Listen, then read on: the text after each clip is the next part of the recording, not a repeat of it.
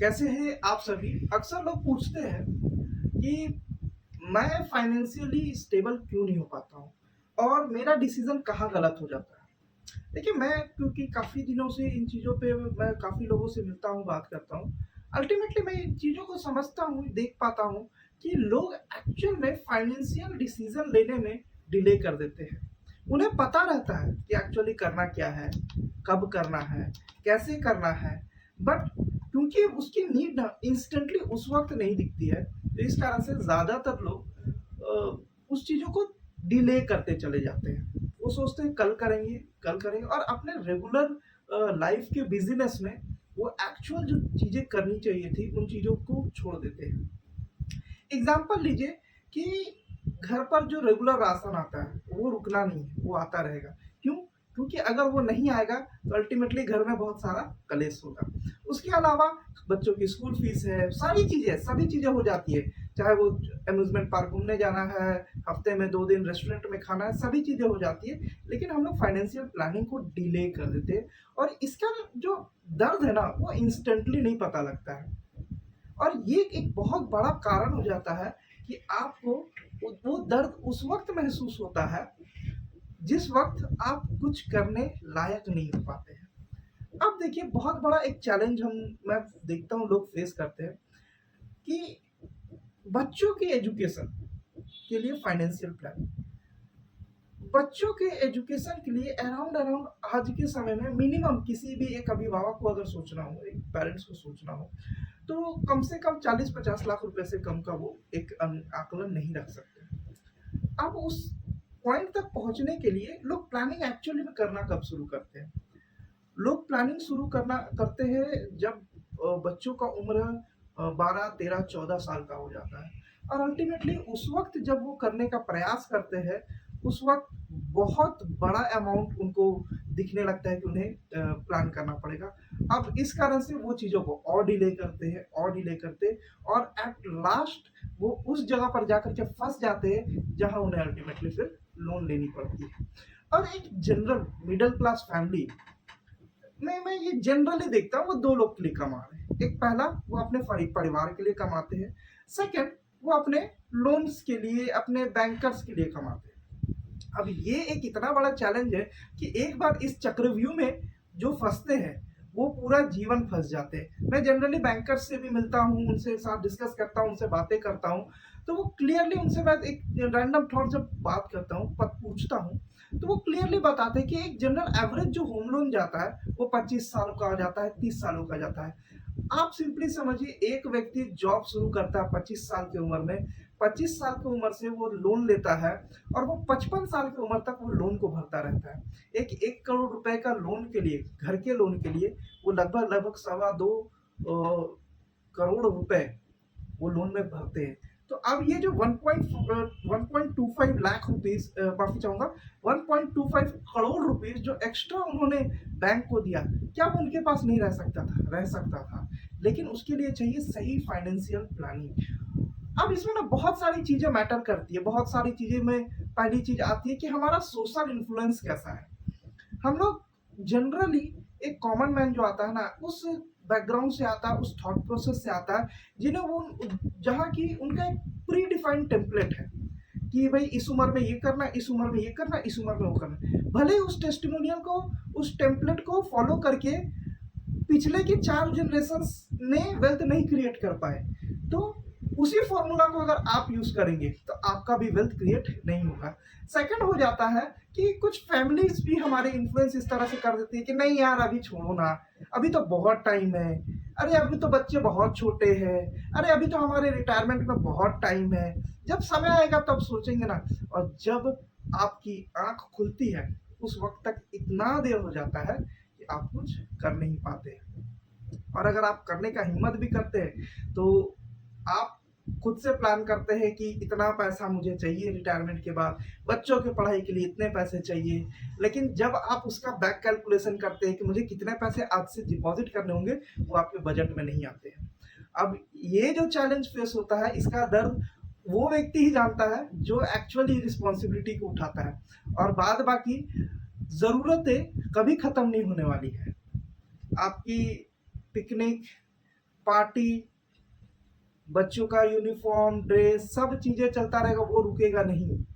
But ये उस व्यक्ति की रिस्पॉन्सिबिलिटी है कि वो सही समय पे प्लानिंग करे, जिन्हें उस पॉइंट पर जाकर उसे पूरी करनी है। लोग जनरली कर क्या रहे हैं, कमाते वो हैं, लेकिन निवेश जब करने की बात आती है, उनको इन्फ्लुएंस करने वाले, उनके डिसीजन लेने के लिए बहुत कोई आ जाते हैं। उनके कोई फूफा आ जाएंगे, उनकी कोई कोई रिलेटिव आ जाएंगे। अब अल्टीमेटली आप देखेंगे, वो जिनसे राय ले रहे ना, वो खुद फाइनेंशियली डिस्टर्ब है। वो तो खुद मौका देख रहा है कि मुझे पता चला कि फलाना के पास कितना पैसा है कि मैं कुछ समय पे अपना मांग सकूं।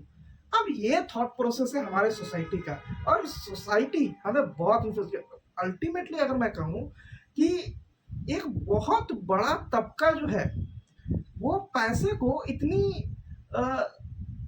घिनौनी नज़र से देखती है, जिसे कि अगर आप पैसे की बात, अपने मान लेते हैं आप डिनर टेबल पे बैठे हुए हैं अपने फैमिली के साथ, और वहाँ पैसे की बात निकल जाए, आप सुने होंगे लोग कहते हैं, अरे यार क्या पैसा पैसा पैसा पैसा करते रहते हो।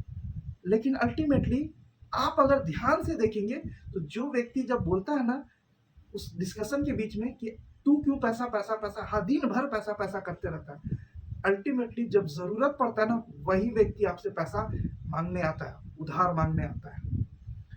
और ये आपको ध्यान रखना है कि आपको कौन गलत इन्फ्लुएंस कर रहा है, कौन आपको सही इन्फ्लुएंस कर रहा है।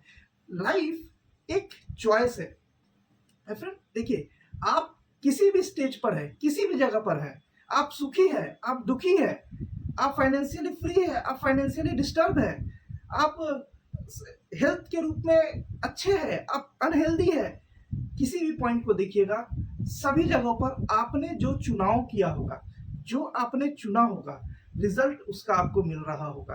तो अल्टीमेटली आज जिस काम को हम लोग करते हैं, उसका रिजल्ट हम लोगों को आगे दिखता है। तो ये कुछ पॉइंटर्स है जिन्हें कि बहुत जरूरी है आपको ध्यान रखना, जब भी आप समझिए इस चीज को कि आपकी एक्चुअल रिस्पॉन्सिबिलिटी है क्या, और उस रिस्पॉन्सिबिलिटी को पूरा करने के लिए मुझे आज एक्शन लेना चाहिए या आगे। एग्जाम्पल के तौर पे मैं बता रहा हूँ, फाइनेंशियल चीजें ऐसी है कि हर कोई इस पर ज्ञान दे रहा है, हर कोई इस पर आकर के इन्फ्लुएंस कर देता है, चाहे वो आपके फूफा हो, चाहे आपके मित्र हो, चाहे रैंडम न्यूज हो, चाहे यूट्यूब हो, हर कोई आकर ज्ञान दे रहा है। लेकिन लोग समझ नहीं पाते हैं कि क्या एक्चुअली उसका फायदा होगा या नहीं होगा।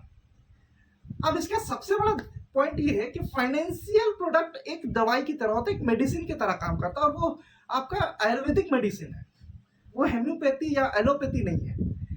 अब इस चीज को समझिएगा, अगर आपको किसी प्रकार का तकलीफ है, कोई डिजीज है, कोई बीमारी हो गई, आप अगर जाकर रैंडमली दवा लेकर के खा लेते हो, तो हो सकता है वो ठीक हो जाएगा, ये आपका सौभाग्य है। लेकिन अगर ठीक नहीं हुआ तो वो रिएक्शन करेगा, तो क्या होगा, इंस्टेंटली पता लगेगा कि मेरे शरीर में वो रिएक्शन कर रहा है, मुझे तकलीफ हो रही है, तो आप डॉक्टर के पास जाओगे, सही दवाई लोगे और खाओगे। लेकिन फाइनेंशियल प्रोडक्ट की जहां बात आ जाती है, वहां पर क्या होता है कि हम दवाई किसी से भी पूछ कर ले लेते हैं। अब ये फाइनेंशियल प्रोडक्ट ऐसा होता है कि ये आपको असर दिखाता है 20 साल, 25 साल, 15 साल, 10 साल के बाद। अब आज जो आप डिसीजन लेते हैं किसी रैंडम इंफॉर्मेशन के माध्यम से, वहां क्या हुआ कि आपने डिसीजन आज लिया, अब समय इतना पार हो जाता है कि उस वक्त जब आप उसका फायदा लेने जाते हैं, तब पता लगता है कि समय इतना पार हो चुका है, और अल्टीमेटली जो फायदा आपको मिलना चाहिए था वो आपको मिला नहीं। अब उस वक्त में क्या होगा, आपका समय बहुत ज्यादा बर्बाद हो चुका है, खराब हो चुका है, अब वो दिन वापस नहीं आएगा। इसलिए दवाई आप भले रैंडम खा सकते हैं, आपको इंस्टेंट रिजल्ट मिलेगा, लेकिन अगर आप फाइनेंशियल प्रोडक्ट किसी गलत व्यक्ति के इन्फ्लुएंस में आकर कर रहे हैं, या अपने लाइफ का कोई भी इंपॉर्टेंट डिसीजन जो आप लंबे समय के लिए देने वाले हैं, 15 साल 20 सालों के बाद की प्लानिंग के लिए करने वाले हैं, और आप उस व्यक्ति से राय लेके कर लिए जिसने अपने आप को ही, अपने रिस्पॉन्सिबिलिटीज को पूरा वो नहीं कर पाए हैं, तो ये आपके जीवन का एक बहुत बड़ा गलती होगा। शायद 15 साल के बाद आपको याद भी नहीं रहेगा कि आपने किस व्यक्ति के कहने पर ये किया था, और उस वक्त आपके पास अफसोस करने के अलावा कुछ और नहीं रह जाएगा। इसलिए मैं कहता हूं कि एक सही एडवाइजर से कंसल्ट कीजिए और सही डिसीजन लीजिए। एनालाइज खुद से भी कीजिए, खुद को भी एजुकेट कीजिए, उसके बाद फाइनेंशियल डिसीजन लीजिए। अगर आपको ये कंटेंट अच्छा लगता हो, अगर आपको ये वीडियो अच्छी लगी हो, तो इस वीडियो को लाइक ज़रूर करें और उस व्यक्ति तक शेयर कीजिए जिनको लगता है कि आपको इस इन्फॉर्मेशन का ज़रूरत है। और कमेंट करके बताइए कि आपको क्या प्रॉब्लम है, आप किस फाइनेंशियल प्रोडक्ट के बारे में जानना चाहते हैं और आप उसका आप किस तरह से सॉल्यूशन ले रहे हैं या आप कौन सा फाइनेंशियल प्रोडक्ट इनमें इन्वेस्ट कर रहे हैं। Thank you.